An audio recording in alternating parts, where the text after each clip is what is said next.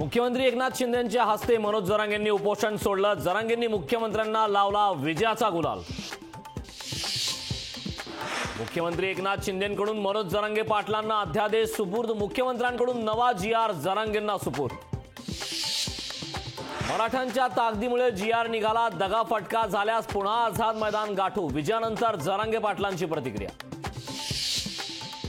मुख्यमंत्र्यांनी सगळे सोयऱ्यांबाबत अध्यादेश काढल्यानं आभार। सगळे सोयऱ्यांना प्रमाणपत्र मिळावं यासाठी इथं आलो। जरांगे पाटलांचं वक्तव्य। ओबीसींच्या सगळ्या सवलती मराठा समाजाला देणार। मुख्यमंत्री एकनाथ शिंदेंचं मराठा समाजाला आश्वासन। सगळे सोयरे कायद्याच्या कसोटीवर टिकणार नाही। झुंडशाहीनं कायदे नियम बदलता येत नाही। छगन भुजबळांची अध्यादेशानंतर प्रतिक्रिया। मराठा आरक्षणाच्या अध्यादेशाविरोधात कोर्टात जाणार। इतर वर्गावर अन्याय होऊ न देण्याची माझी जबाबदारी। गुणरत्न सदावर्तेंचं विधान।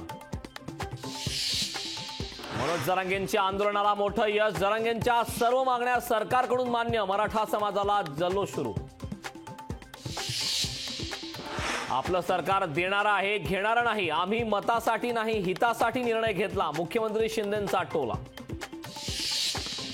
मनोज जरांगे लढ्यात जिंकले पण तहामध्ये हरले। माजी खासदार हरिभाऊ राठोड यांची टीका। आरक्षणाचा प्रश्न सुटावा अशी सर्वांची इच्छा होती। मनोज जरांगेंवर पुन्हा आंदोलनाची वेळ येऊ नये। खासदार संजय राऊतांची प्रतिक्रिया। बिहारच्या राजकारणात पुन्हा एकदा नाट्यमय घडामोडी। नितीश कुमार पुन्हा एकदा भाजपच्या वाटेवर। लोकशाही मराठीला खात्रीलायक सूत्रांची माहिती। 1 तारखेला केंद्रीय अर्थमंत्री निर्मला सीतारामन 2024-25चा अंतरिम अर्थसंकल्प सादर करणार। नव्या अर्थसंकल्पात 4 कर सवलती मिळण्याची अपेक्षा।